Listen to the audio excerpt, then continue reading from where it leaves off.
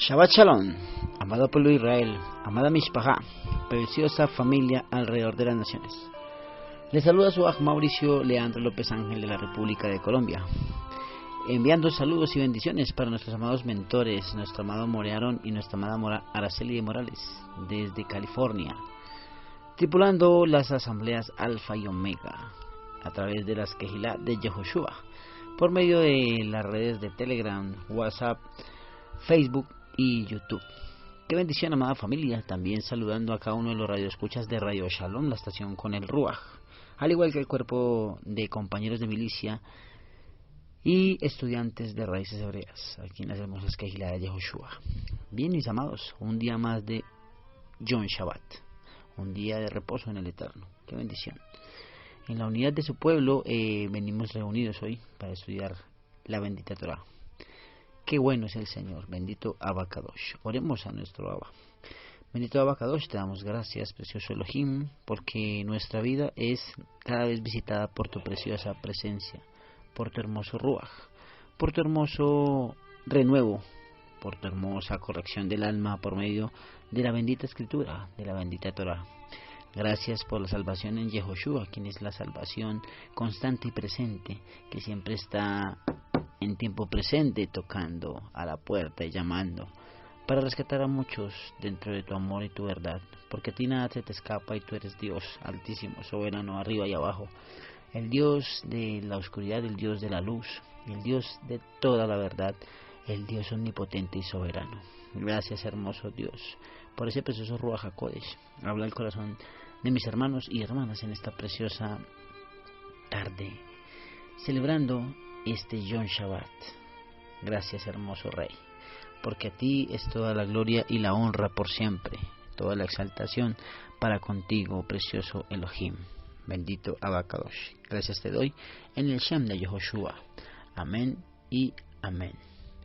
Bueno, mi amada familia, qué tremendo esta parashá titulada Vayakel, que significa en español y reunió. Es la número 20 y la 332 de este estudio trienal de la bendita Torah. Estaremos enfocados en Éxodo 35:1 al 38:20. Allí en Éxodo 35:1 al 38:20 encontraremos ofrendas para el tabernáculo, el llamado para recibir la ofrenda, y también encontramos el mandamiento para guardar el día de reposo. ¿Sí? En los capítulos siguientes a este tipo de porción, de acuerdo a estas citas, Israel tendría mucho trabajo para hacer. Tendrían que construir un tabernáculo de reunión exactamente complejo y exacto, ¿sí? Sin embargo, antes que hicieran algo, se les debía recordar que entrarán en el reposo de Jehová y respetarán ese precioso día. El mismo principio es válido para nuestro caminar con Jehová. Todo lo que hagamos por el Adón, por el Señor, debe surgir de nuestro descanso en Él y descansar en su obra terminada a favor de nosotros. Este fue un llamado estricto a la obediencia antes de que hicieran la obra de construir el tabernáculo. Jehová primero llamó a Israel a la obra de simple obediencia. La obediencia básica es un requisito previo para trabajar para nuestro amado Rey y Señor, nuestro Melech, Yeshua HaMashiach. ¿Por qué era necesario referirse con tanta frecuencia a este precioso día de reposo? Es algo que podríamos preguntarnos, mis amados Ajim Bejayot. Es importante entenderlo, de que lo encontramos sobre los versos 16, 23 al 30, sobre el capítulo 20, el verso 28, 11, el 23, 12 y el 31, 13 al 17. La observancia era la mejor garantía de la lealtad continua a Jehová. Esa observancia del día de reposo es totalmente importantísima. Cuál sea el día, de acuerdo al calendario que se guarda, pues obviamente es de acuerdo en la revelación del mismo Eterno a cada una de las vidas y cada una de las congregaciones, ¿sí? Se guarda y se respeta el día de acuerdo a esa revelación, y es una revelación divina, y es obviamente sobre el calendario sacerdotal perpetuo dado a Enoc, ¿Quién fue que caminó con Dios, no? Bien, mis amados Ajim Behayot. El idioma hebreo tiene dos palabras para trabajo, ¿sí? Ya teniendo en cuenta lo que es reposo. Y es abodat y melacha. Melachá. Abodat es un término en general que significa trabajo, mientras que melacha es una palabra más relacionada con los negocios y las cosas especialmente prohibidas en día de reposo. Se podría decir que aquí Jehová permitía que se hiciera algo de trabajo, abodat, en el día de reposo, pero no permitía ciertas cosas en el día de reposo, especialmente las relaciones con los negocios. Tremendo. No encenderéis fuego. El pueblo del Eterno entiende que este precepto prohíbe encender fuego solo con el propósito de hacer el trabajo y preparar víveres, pero para darles luz y calor. Si juzgan lícito encender fuego en el día de reposo. Ahí sobre el verso 36.1 de esta porción Parashat encontramos la coordinación de la obra como tal. Así pues, Bezalel y Aholiab y todo hombre sabio de corazón, a quien Jehová dio sabiduría e inteligencia para saber hacer toda la obra del servicio del santuario, harán todas las cosas que ha mandado Jehová. Importante, la sabiduría con la inteligencia desde la mente de Mashiach. No es sabiduría de hombres ni inteligencia de hombres, porque se entraría en insensateces, religiosidades, tradicionalismos y obviamente en daño a lo que es el propósito eterno para con las vidas. Todo hombre sabio hará todas las cosas que ha mandado Jehová. Correspondía a los trabajadores bajo Bezalel y Aholiab seguir lo que Jehová les había instruido que hicieran. Bien, damos un brinquito aquí a Éxodo 38:20 y encontramos sobre los versículos 9 y 20 el atrio con sus pilares y la cerca de lino, de acuerdo con el mandato de descripción que podemos encontrar en Éxodo 27:9-19, mis amados Ajim Behayot. Y en este hermoso estudio, siguiendo corriendo la buena carrera de la fe, seguimos sobre Ezequiel 45, la cual es la porción, otra parte de la porción de esta parasha.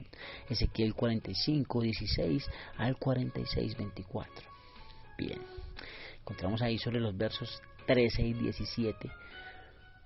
La porción empieza desde el 16, pero era necesario devolverme un poco hacia el número 13, ya que el número 13 al 17 es donde está todo el contexto de lo que empezaré a hablar en cuanto a la ofrenda del príncipe.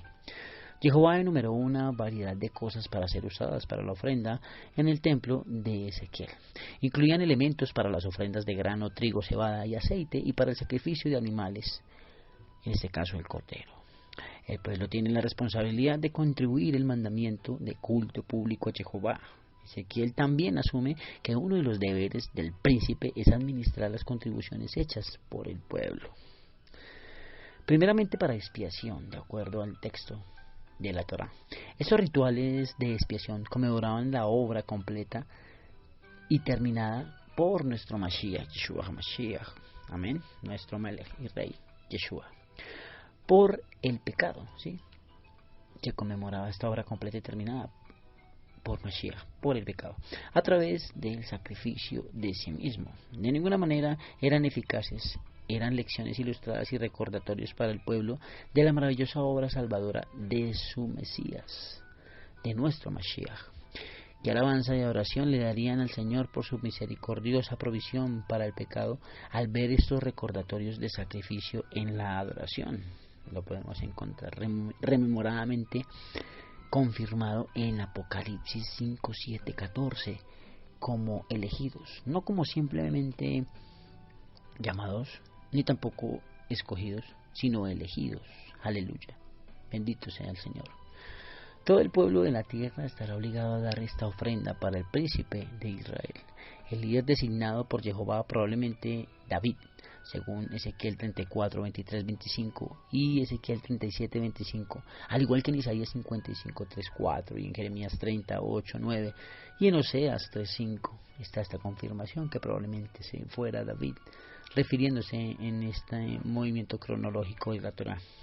Recibiría estas ofrendas del pueblo para poder ofrecerlas al Señor, nuestro Melech y Rey Padre Jehová en su nombre. Sobre el verso 21 y 25, aquí en Ezequiel, encontramos la ofrenda de la Pascua. Tendréis la Pascua. Entre las fiestas celebradas en el futuro templo de Ezequiel estará la Pascua, la redención de Jehová de Israel de Egipto y su mayor redención a través de la obra de Yeshua en el madero. Siempre será recordada. Importante resaltar la fiesta de 7 días que por acá se encuentra. Se comerá pan sin levadura. La fiesta de los panes sin levadura estaba conectada con la Pascua y también será celebrada. Son los versos 21 y 24. Vemos algo importante, son las cocinas del templo. El diseño de lo que vio Ezequiel puede ser difícil de imaginar, pero el sentido claro es de un espacio generoso para todos los asuntos del templo. Existían lugares específicos para la preparación de las comidas sacrificiales asociadas a la ofrenda del pueblo. Las comidas sacrificiales eran parte importante de las ofrendas realizadas. Un acto de comunión no solo entre los hombres, sino también simbólicamente entre Dios y el hombre. Aunque solo se informaba de la cocina del norte, la simetría de la estructura general sugiere que también existía una contraparte al lado sur del templo. Esta característica del culto israelita muestra cuán concretamente la gente expresaba su creencia de que Jehová ha hecho provisión para las necesidades corporales más básicas. La necesidad de alimentos también simboliza la unión entre Jehová e Israel.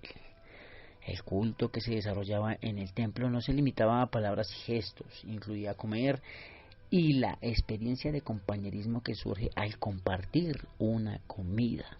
Y aquí yo estoy a la puerta, en tiempo presente, llamo. El que abre esa puerta de su corazón, entraré y cenaré con él, y él conmigo. Aleluya. Tremendo esto. Así, el templo era un lugar para sacrificar, cocinar y comer, y así como para la oración y las llamadas actividades espirituales, la quejilá creyente ha sido más pobre cuando ha trazado una línea divisoria firme entre la vida espiritual y las actividades sociales. En el templo de Ezequiel, en todo caso, se preveía una fusión saludable de los dos elementos, y esto era típico de mucho en la adoración, como lo podemos encontrar en la Tanaj, mis amados Ajim Bejayot.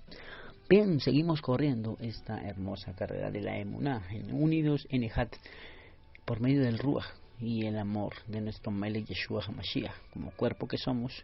Y vamos a 2 Corintios 6, como también nos lo expresa esta porción para esta sesión Shabbat. 2 Corintios 6, encontramos algo tremendo hablando de Pablo nuevamente. La seriedad y el carácter del ministerio de Pablo. ¿Sí?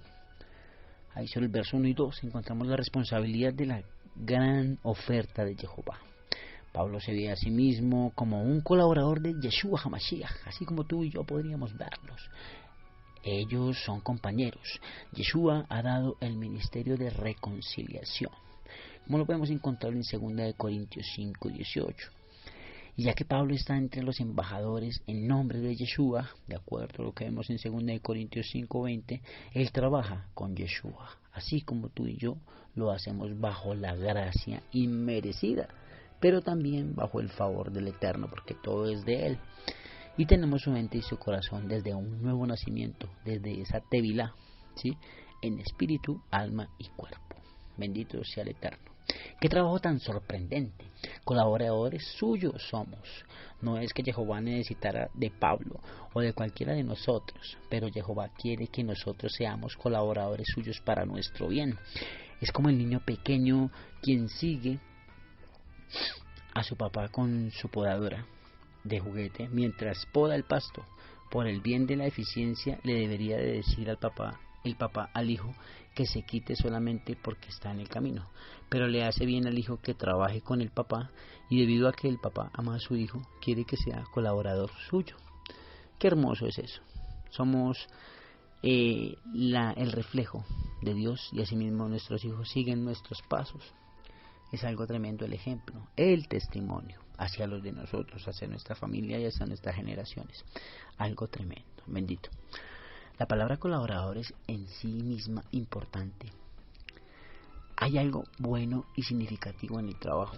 Tanto es así que Jehová quiere que seamos colaboradores suyos. Lo mejor de Jehová para nuestra vida siempre, jamás es un estado de facilidad, confort e inactividad indulgente.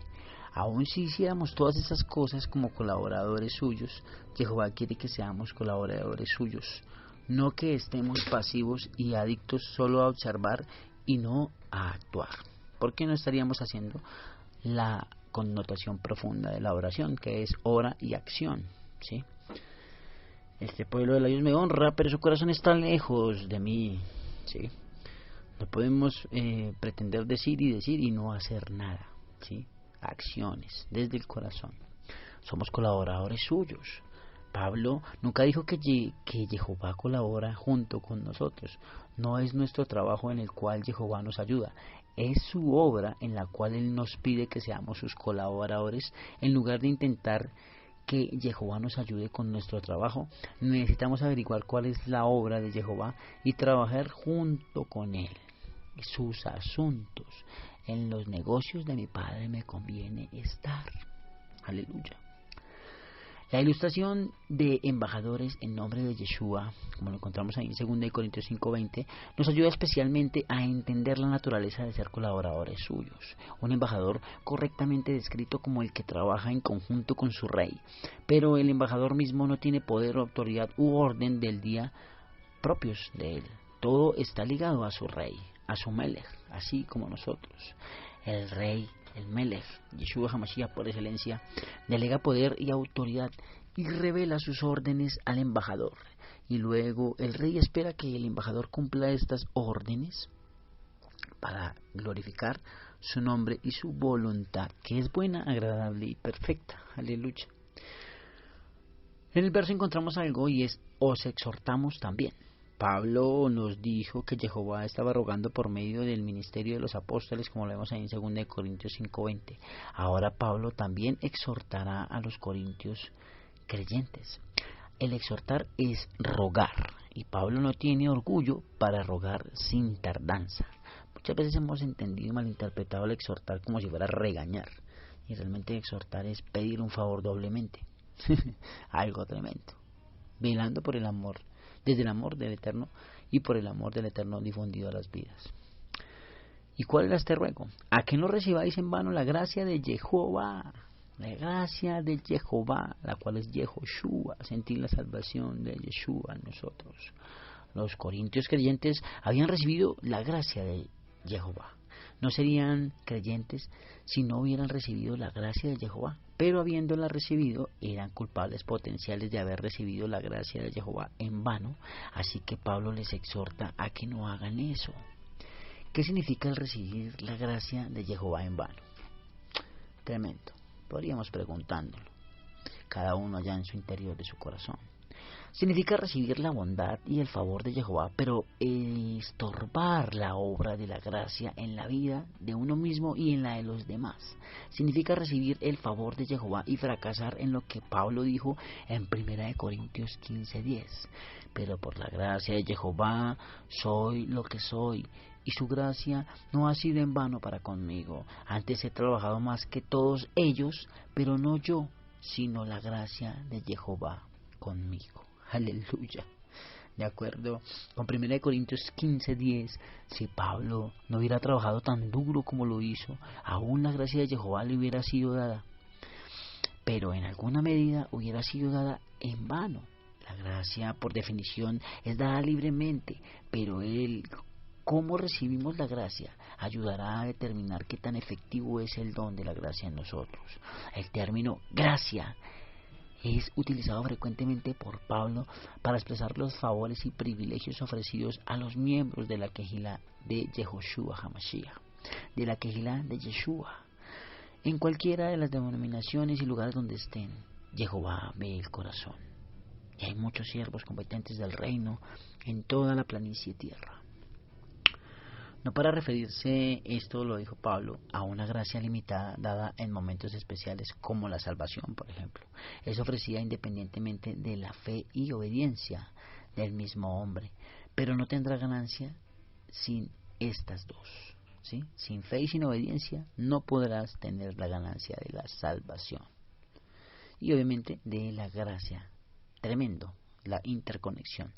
La gracia no es dada debido a ninguna obra, ya sea pasada, presente, futura, es dada para animar a hacer la obra y no por la obra en sí misma. Jehová no quiere que recibamos su gracia y seamos pasivos. Pablo sabía que Jehová da su gracia a cada uno de nosotros, a cada uno de sus seres. Nosotros trabajamos duro y la obra de Jehová está hecha. Muchos creyentes batallan en este punto. ¿Se supone que Jehová lo tiene que hacer o yo lo debo de hacer? Podríamos preguntarnos. La respuesta es, si Jehová lo hace y nosotros también lo hacemos, confiamos en Jehová, esperamos en Él y luego nos ponemos a trabajar tan duro como podamos. Así es como vemos la obra de Jehová completada. Si nosotros descuidamos de nuestra parte en la colaboración, la gracia de Jehová no cumple todo su propósito y por lo tanto es dada en vano. ¿Qué haces con lo que Dios te ha dado? Es una buena pregunta. ¿Qué podrías hacerte, amado Radio Escucha de Radio Shalom? La gracia de Jehová siempre está viniendo a mi corazón y a mi vida a través de experiencias muy maravillosas y bendecidas en el día de hoy, día de reposo. La gracia de ayer es totalmente inadecuada para las cargas de hoy. Si no aprendo a tomar los recursos celestiales cada día de mi vida, tanto para las cosas pequeñas como para las cosas grandes, como ese creyente, ese talmidín, ese ministro del reino que soy bajo la gracia, pronto me viciaré, seré estéril y sin frutos para el servicio a nuestro Adón Yeshua HaMashiach. Ahora el tiempo aceptable, ahora el día de salvación. Al citar y aplicar Isaías 49:8, Pablo quiere dar a los corintios creyentes un sentido de urgencia. Jehová tiene un tiempo aceptable para que nosotros trabajemos. Jehová tiene un día de salvación, el cual no durará por siempre. Este no es el tiempo para que los creyentes estén llenos de facilidad y de confort y enfocados en sí mismos.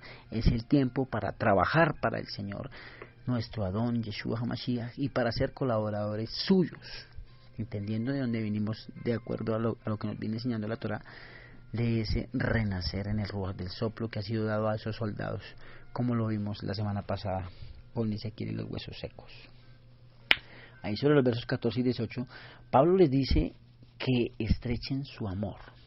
No os unáis a un yugo desigual como los incrédulos. Pablo está hablando del afecto demasiado amplio de los corintios creyentes. Ellos se habían unido con los incrédulos y esto impedía su reconciliación con Pablo. La idea de no os unáis en yugo desigual está basada en Deuteronomio 22:9, en donde se prohibía unir con yugo a dos animales distintos. Habla de dos cosas que se unen que no debieran de estar unidas. ¿En qué sentido los corintios creyentes se unieron en yugo desigual con los incrédulos? Podríamos preguntarnos, ¿cómo podemos hacer esto nosotros mismos en este tiempo? Ciertamente, al casarnos con un incrédulo, sea hombre o mujer, es este el principio de aplicación más común de este pasaje. Un hombre muy sabio y santo dio su juicio acerca de este punto. Un hombre que realmente es piadoso y si se casa con una mujer que no se ha convertido, o se alejará hacia la perdición o tendrá una cruz por vida. Lo mismo se puede decir de una mujer piadosa que se casa con un hombre que no se ha convertido. Tales personas no pueden decir la petición de la oración del Señor: no nos metas en tentación. Ellos se desploman por su propia cuenta. Es algo tremendo. Bendito sea el Eterno. El hombre consagra a la mujer y la mujer al hombre, pero es algo muy importante, ¿sí? Cada uno en su interior. Sin embargo, Pablo quiere decir aquí mucho más que solamente casarse como un incrédulo. En realidad, este pasaje se aplica a cualquier ambiente en donde dejamos que el mundo influya en nuestra mente. Cuando estamos siendo conformados a este mundo y no estamos siendo transformados por medio de la renovación de vuestro entendimiento, como lo entendemos ahí en Romanos 12:2. Entonces nos unimos con los incrédulos de una manera impía, sentándonos en una mesa de escarnecedores, sin darnos cuenta muchas veces, en trabajos, en lugares donde caminamos, en las tiendas, en los lugares donde vamos. Es importante entender que estamos en Babilonia y ser vigilantes desde nuestra mente. El ataque es mental. Esto habla especialmente del asunto de la influencia. Pablo no está sugiriendo que los creyentes jamás se deban asociar con los incrédulos. Él pone esto en claro en 1 Corintios 5, 9 y 13, porque no hacemos acepción de personas. El principio es que nosotros debemos estar en el mundo, pero no somos del mundo. De la misma manera que un barco debe estar en el agua, pero el agua no debe de entrar al barco. Si el mundo nos está influenciando, entonces está claro que estamos unidos en yugo desigual con los incrédulos. Y este yugo desigual o influencia impía puede venir por medio de un libro, una película, un programa de televisión, una revista, o aún por medio de amigos de los mismos creyentes que aún tienen niveles de carnalidad. Tremendo eso. La mayoría de los creyentes, incluso algunos talmidim y discípulos, son bastante permisivos sobre las cosas que permiten que influencien sus mentes y sus vidas. A todos nos gusta pensar que podemos estar alrededor de las cosas impías tanto como queramos y que somos lo suficientemente fuertes para defendernos contra su influencia. Pero defendernos de tomar en serio las palabras de la bendita Torá en cuanto a lo que dice: no erréis, las malas conversaciones corrompen las buenas costumbres, como lo vemos en 1 Corintios 15:33. Debemos regresar a la sencilla pregunta de Romanos 12:2. ¿Estás siendo conformado a este siglo o estás siendo transformado por medio de la renovación de tu entendimiento por el Ruach HaKodesh? Pregúntatelo en tu corazón. Los corintios creyentes pensaban como las personas del mundo, no como personas piadosas. Ellos se ganaron esta forma de ver la vida, o al menos permanecieron en ella debido a sus asociaciones impías. Tenían asociaciones impías que involucraban ese tipo de cosas. Pablo les dice que rompan esos yugos de compañerismo con lo impío. ¿Qué compañerismo tiene la justicia con la injusticia, mis amados Ajim Bejayot? Los corintios creyentes eran muy afectuosos y demasiado cariñosos, en el sentido que pensaban que era aceptable mezclar la justicia con la injusticia, las tinieblas con la luz, y admitir a Belial junto con Yeshua HaMashiach. Pendiente. Hablemos de Belial. Belial es una palabra tomada del hebreo que significa inutilidad, o iniquidad. Aquí se utiliza para hacer referencia a Hasatán, Satanás, el diablo. El término es utilizado únicamente en esta parte del Brit Hadashah, pero muy a menudo en la Tanaj para describir a hombres que son notoriamente inicuos y escandalosos. ¿Y qué comunión la luz con las tinieblas? Al utilizar el término de comunión, Pablo indica que él en realidad habla de la influencia más que de la presencia. Se dice que los grupos están en comunión cuando la unidad está, que lo que le pertenece a uno le pertenece también al otro. ¿Y qué acuerdo hay entre el templo de Jehová y los ídolos? Aparentemente los corintios creyentes aún batallaban con el problema de la idolatría a la cual Pablo se refirió en 1 Corintios 8:10. Su asociación con los ídolos influenciaba su modo de pensar, haciéndolo cada vez más mundanos. Vosotros sois templo del Dios viviente, como lo encontramos en 1 Corintios 6:19-20. Somos templo de Jehová, aleluya. Pablo escribió sobre los creyentes, talmidim, discípulos entendidos de los últimos tiempos, discípulos competentes del reino eterno del Dios viviente, individuales como templos de Jehová. Aquí se refiere a la Kehilá en su conjunto como el templo, debido a que los templos son lugares sagrados y que debieran de ser protegidos en contra de todo aquello que pueda profanar el lugar santo.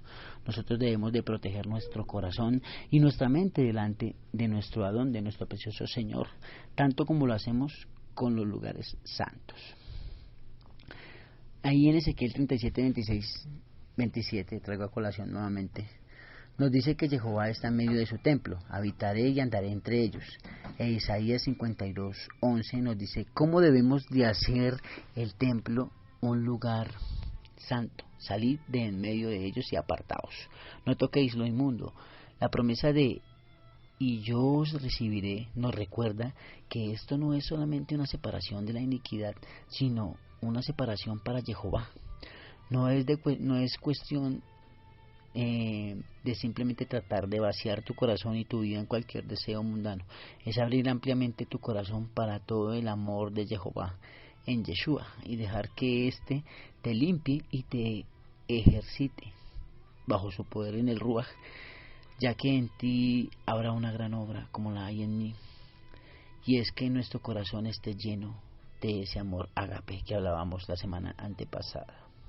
Bendito sea el Eterno.